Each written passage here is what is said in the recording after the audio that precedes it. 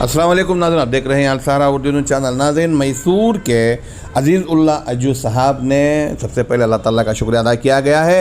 उसके बाद जनाब BZ ज़मीर अहमद खान साहब रियासती वज़ीर हल्क़े चामराजपेट का तहे दिल से शुक्रिया अदा किया गया है। इन्होंने BZ ज़मीर अहमद खान साहब ने मैसूर ज़िले वक्फ़ एडवाइज़री कमेटी का जनाब अज़ीज़ उल्लाह अज्जू साहब को चेयरमैन बनाया गया है। इसी तरह जो है अज़ीज़ उल्लाह साहब के अलावा यस्से रहमान साहब को वाइस चेयरमैन बनाया गया है। मीर बदरुद्दीन साहब को वाइस चेयरमैन बनाया गया है। इसी तरह दूसरे लोगों को बहुत सारे मेंबर्स भी जो है इसमें शामिल हैं। तो अज़ीज़ उल्लाह जो साहब ने ज़मीर अहमद खान साहब का शुक्रिया अदा करते हुए ज़मीर अहमद खान साहब के वालिदा से भी मुलाकात की गई और इनसे भी दुआ ली गई। अल सहारा न्यूज़ की तरफ से जनाब अज़ीज़ उल्लाह अज्जू साहब को मुबारकबाद पेश करते हैं। आइए अल सहारा की एक रिपोर्ट। ಇವತ್ತು ಮೈಸೂರು ಜಿಲ್ಲೆ ಮತ್ತು ನಗರ ಅಧ್ಯಕ್ಷನಾಗಿ ವಕ್ಫ್ ಮಂಡಳಿಗೆ ನೇಮಕ ಮಾಡವ್ರೆ। ನಾನು ಮೊದಲನೇದಾಗಿ ಅಲ್ಲಾ ಥ್ಯಾಂಕ್ಸ್ ಹೇಳಕ್ಕೆ ಇಷ್ಟಪಡ್ತೀನಿ ನಮ್ಮ ಅಲ್ಲಾಗೆ।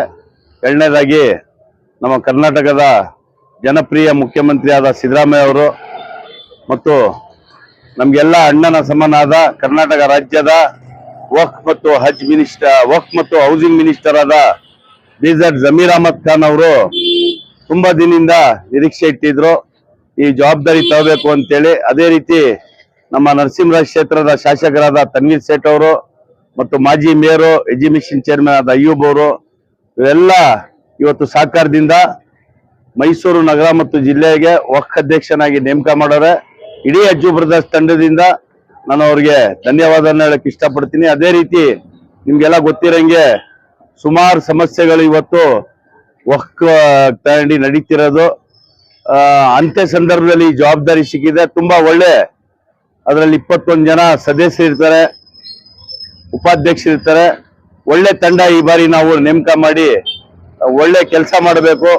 ವಕ್ಫ್ ಸಂಬಂಧಪಟ್ಟಂಗೆ ಯಾವ್ಯಾವ ಸಮಸ್ಯೆಗಳಿದೆ, ವಕ್ಫಿಂದ ತೀರಾ ಬಡವರಿಗೆ ಏನ್ ಸವಲತ್ತು ನಾವು ಕೊಡಿಸ್ಬೋದು, ತುಂಬಾ ಸವಲತ್ತುಗಳು ಬರೋದು ಬರ್ತಾ ಇಲ್ಲ ಅಂತೇಳಿ ತುಂಬಾ ದಿನದಿಂದ ನಾವು ಕೇಳ್ಪಡ್ತಿದ್ದೋ।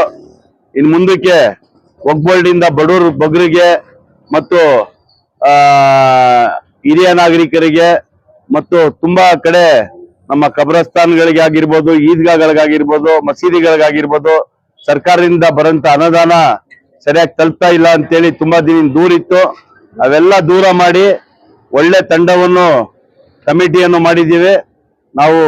ಮೈಸೂರು ಮುಖಾಂತರ, ಮೈಸೂರು ಇಡೀ ಜಿಲ್ಲೆ ಮುಖಾಂತರ, ನಿಮ್ಮ ಮುಖಾಂತರ ಒಂದು ಮನವಿ ಮಾಡ್ಕೊತೀವಿ। ಏನೇ ವಕ್ಫ್ ಸಂಬಂಧಪಟ್ಟ ಸಮಸ್ಯೆ ಇದ್ರೆ ನಮ್ಮ ವಕ್ಫ್ ಕಚೇರಿಗೆ ಬಂದು ಯಾವಾಗ ಬೇಕಾದ್ರೂ ಭೇಟಿ ಮಾಡ್ಬೋದು, ಸಲಹೆ ಅವರು ಕೊಡ್ಬೋದು।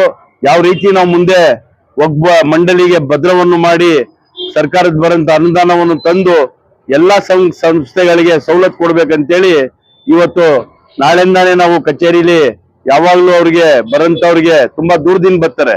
ನಮ್ಮ ಜಿಲ್ಲೆ ತುಂಬಾ ದೊಡ್ಡದಿರೋದ್ರಿಂದ ಪಿರಿಯಾಪಟ್ಟಣ ಆಗಿರ್ಬೋದು, ಹುಣಸೂರು ಆಗಿರ್ಬೋದು, ಕ್ಯಾರ್ನಗರ ಆಗಿರ್ಬೋದು, ಈ ಕಡೆ ನಂಜನಗೂಡು, ಬನ್ನೂರು, ಟಿ ನರಸೀಪುರ, ಹೆಗಡದನ್ ಕೋಟೆ ಅಲ್ಲಿ ಇರೋಂತ ಸಮಸ್ಯೆಗಳೆಲ್ಲ ಯಾವಾಗ್ಲೂ ವಕ್ಫ್ ಮಂಡಳಿಗೆ ಬಂದು ಅವ್ರು ಭೇಟಿ ಮಾಡಿದ್ರೆ ಅವ್ರ ಸಮಸ್ಯೆ ಬಗೆಹರಿಸ್ಕೊಡಂತ ಒಂದು ಕೆಲಸ ಮಾಡ್ತೀವಿ। ಅದೇ ರೀತಿ ನಮ್ಮ ವಕ್ಫ್ ಮಿನಿಸ್ಟರ್ BZ ज़मीर अहमद ಖಾನ್ ಅವ್ರ ಬಗ್ಗೆ ನಾವು ಹೇಳಂಗಿಲ್ಲ, ಅವ್ರು ಯಾವಾಗ್ಲೂ 24 ಗಂಟೆ ಬಡವ್ರ ಬಗ್ಗೆ ಚಿಂತೆ ಮಾಡೋಂಥವ್ರು। ಅದೇ ರೀತಿ ನಮ್ಮ ಕರ್ನಾಟಕ ರಾಜ್ಯದ ಮುಖ್ಯಮಂತ್ರಿಗಳು ಬಡವ್ರ ಬಗ್ಗೆ ಆದಷ್ಟು 5 ಗ್ಯಾರಂಟಿಗಳು ಕೊಟ್ಟು ಕೆಲಸ ಮಾಡ್ತಾವ್ರೆ। ಅವ್ರಿಗೆಲ್ಲ ಜೊತೆಲಿ ತಗೊಂಡು ನಾವು ಮೈಸೂರಲ್ಲಿ ಏನೇನ್ ಸಮಸ್ಯೆಗಳಿವೆ ವಕ್ಫ್ ಮಂಡಳಿಗಳಲ್ಲಿ ಮುಂದಿನ ದಿನದಲ್ಲಿ ಬಗೆಹರಿಸಂತ ಪ್ರಯತ್ನ ಮಾಡ್ತೀವಿ।